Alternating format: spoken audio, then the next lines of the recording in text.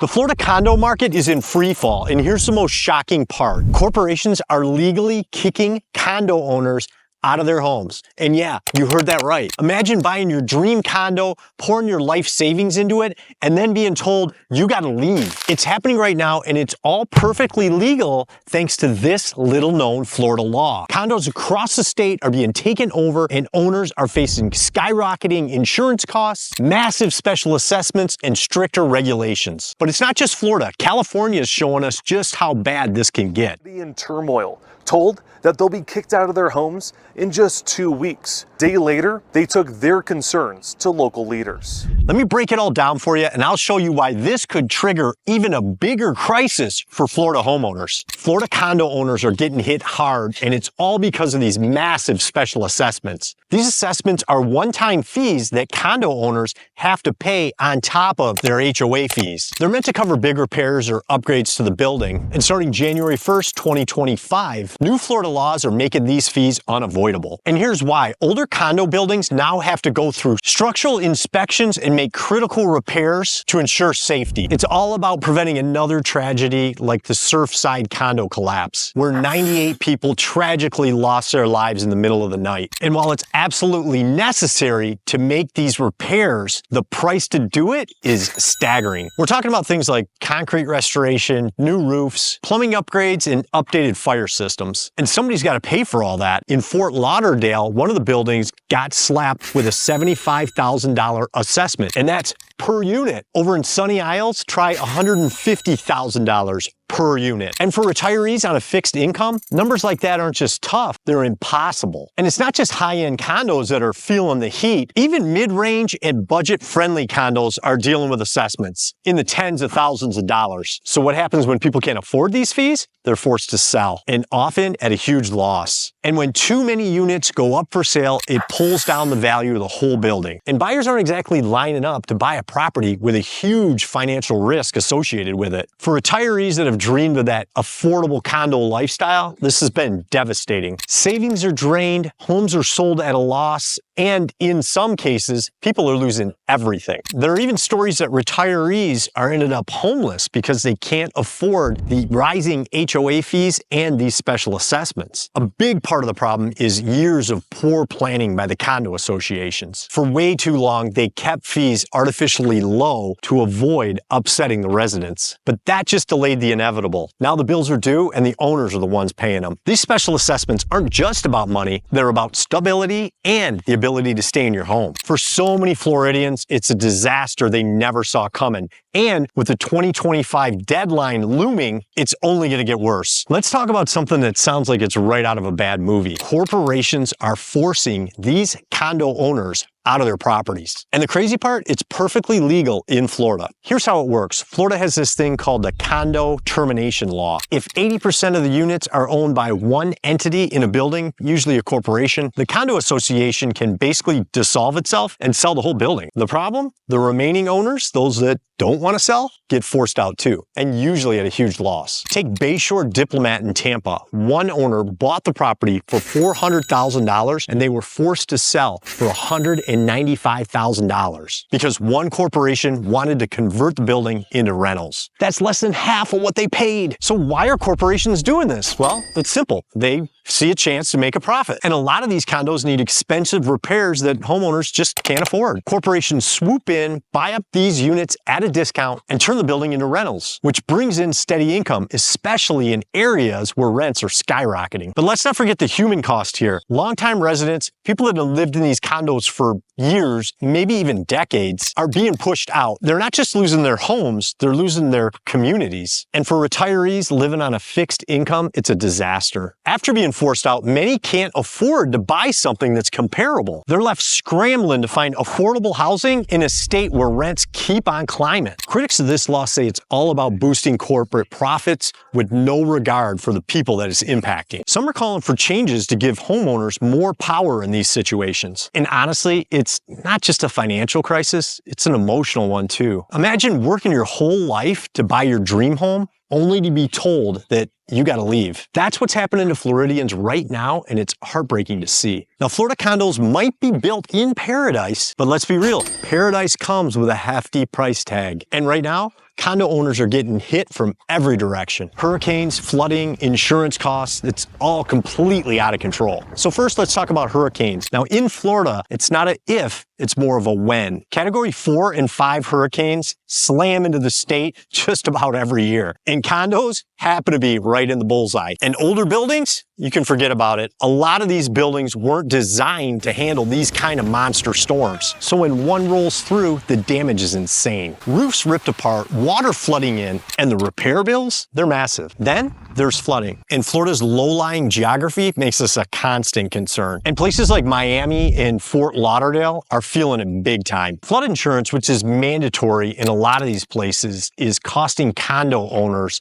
thousands of dollars every single year. And here's what sucks. Even if you're not in a flood zone, you're still going to be paying more because the whole state of Florida is getting reevaluated for flood risks. So one flood claim can send your building's insurance premiums through the roof. And that's if you can even find coverage, because a lot of insurers are just packing up and leaving Florida altogether. Farmers, gone. State Farm, they're cutting way back. That leaves many buildings with no choice but to self-insure, which means if a major storm hits, the owners are the ones that are footing the bill. The state-backed Citizens Property Insurance is stepping in to cover some buildings, but their rates are climbing fast and they won't cover everything. For individual condo owners, it's becoming impossible to find affordable coverage, especially if you're in a high-risk area. Now here's how bad it's got. Florida's average annual insurance cost has skyrocketed to $10,000 a year. That's 6 times the national average. And that's on top of the massive special assessments for building repairs. Most people just can't keep up with costs like that. And what happens when people can't afford it? Forced to sell. Again, at a loss. That floods the market with units, driving prices down for everybody else. And at the same time, buyers are looking at all the expenses and they're running in the other direction. So the result is a condo market that's hanging on by a thread. So here's the real question. Can condos survive in Florida? The cost of insurance alone is making it financially unstable for many buildings. And with the constant threat of natural disasters, you got a housing market that's starting to crack under the pressure. And for condo owners, it's not just about enjoying Florida lifestyle anymore. It's about making it through all of these challenges without losing everything. And the stakes have never been higher. Now let's talk about Miami. That's a city that's feeling the weight of Florida's condo crisis. You'd think a hotspot like Miami with its luxury properties and beachfront lifestyle would be immune. But even here, the condo market's starting to fall apart. And even the high-end spots are struggling. In Brickell, with condos priced well over $1 million, they're sitting on the market way longer than they used to. And sellers are forced to slash prices just to get these places sold. And it's not just Brickell. This is happening across the country. Waterfront condos, once the most desirable properties in the nation, are becoming risky bets. Buyers are steering clear because they don't want to deal with the headaches of flooding or insurance premiums that keep climbing higher and higher. In flood zones, demand is already dropping, and that's bad news for property values in the long run. And then there's the repairs. The new state laws requiring structural inspections and updates are hitting Miami hard, especially for older buildings. Some of these building upgrades cost a fortune. One Miami building on the beach is looking at over $1 million in required repairs. Owners there are facing assessments as high as $100,000 per unit. Imagine getting hit with that bill. And for a lot of people who bought condos as Airbnbs, things are not looking any better. Miami's cracking down on platforms like Airbnb with stricter rental laws in place. So income from those rentals is drying up. Now those investors are dumping those units back on the market, which is just driving prices even lower. Miami's a prime example of what happens when rising costs, new regulations, and flooding risks all collide. If a city like Miami is struggling this hard, it's a major warning sign for all of Florida. This isn't just a blip on the radar. It's something much bigger and it's worth paying attention to. But it's not just Florida feeling the heat. Look what's going on in California. No one could have imagined that San Francisco, one of the most sought-after cities in the country, would see condo values tank like this. Condo values there are selling for just half of what they used to be worth a few years ago. But how the heck does something like this happen in San Francisco? It's a beautiful city with iconic landmarks and world-class attractions. But the issue isn't the scenery, it's the policies. The city encouraged open drug use and allowed homelessness to overrun the streets. Vibrant neighborhoods turned into areas that people just avoided. Very, very frustrating that we have to, as a resident, have to witness this chaos every single day. And when safety became a concern, businesses started pulling out. Crime went up, jobs disappeared, and demand for housing went away. It created a domino effect that just crushed property values. So what does this mean for Florida? Well, if it can happen in San Francisco, I'd say it can happen anywhere. Now, Florida might not have the exact same issues, but it's a reminder that housing values depend on safety, livability, and strong leadership. Florida's already dealing with enough pressure, rising insurance rates, special assessments, and skyrocketing costs. If you throw in poor leadership or bad policies, it could push the market right over the edge. San Francisco's collapse is proof that it matters who we elect. Leaders who prioritize safety and support for business can keep communities thriving. It's not just about keeping things livable, it's about protecting property values and making sure cities remain desirable places to live. So Florida has a real chance to learn from California's mistakes. We can't afford to let our cities fall into the same trap. Ensuring safe neighborhoods, good policies, and smart governance isn't just about today, it's about securing Florida's future for homeowners and investors. San Francisco's downfall shows us that no city is untouchable. Even the most desirable cities can lose everything if they don't take care of their residents and their businesses. Florida has the ability to stay ahead of the curve, but it's going to take vigilance and leadership to make it happen. Retiring in Florida has always been the dream, right? Sunshine, laid-back vibes, and an affordable place to start the rest of your life. But for a lot of retirees, that dream is turning into a nightmare a lot faster than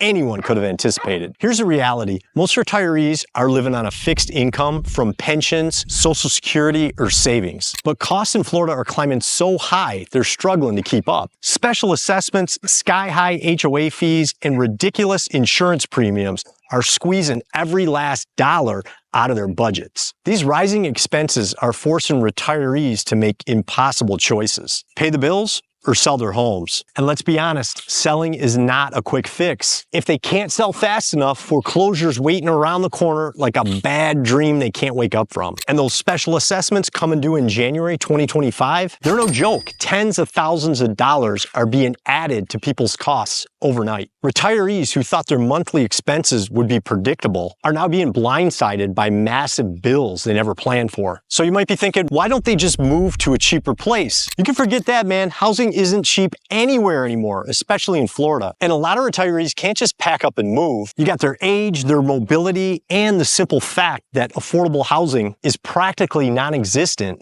that it just keeps them stuck. Even retirement communities aren't immune. They're dealing with the same financial hits, and the rental market isn't exactly a safety net. Rents have gone up so much in recent years that downsizing doesn't always save money. So for some retirees, it's just too much. They're being forced to move in with family, leave Florida altogether, or the unthinkable, homelessness. The very people that came to Florida to enjoy the best years of their life are now scrambling to survive. So what's the answer? The state has to step in, whether it's creating relief programs, tweaking condo regulations, or tackling the insane insurance costs. Something's got to give. If we don't address these issues, Florida stands to lose one of the biggest and most vulnerable populations, retirees. These folks are the heart and soul of so many communities here. And let's face it, if retirees can't afford to live in Florida anymore, what does that say about the rest of us? The struggle for Florida's retirees isn't just their problem. It's a warning for all of us. If the state doesn't act fast, the dream of retiring in paradise could disappear forever. Right now, the condo market might feel like the sky's falling. But here's the thing. When everybody else is panicking, there can still be opportunities. A lot of condo owners are desperate. They need a way out. That could mean some good deals for buyers who do their homework. But you gotta be smart about it. I'd find a realtor that knows condos and sells a ton of them. Somebody that understands all the red flags. I'd be checking everything. HOA reserves, upcoming assessments, and the building's insurance situation. You've gotta know exactly what you're walking into. And remember what Warren Buffett said, be fearful when others are greedy and only be greedy when others are fearful. If you can keep a cool head, make some informed decisions, this could be the moment you find something great. Just make sure you're looking before you leap. Florida's housing market is barely holding on, and condos are right in the middle of all this chaos. If things don't change fast, we could be looking at a mess that could take years or maybe even a decade to fix. Click on this next video to see why Florida housing crisis is forcing people to live in some pretty unbelievable locations. I'll see you there.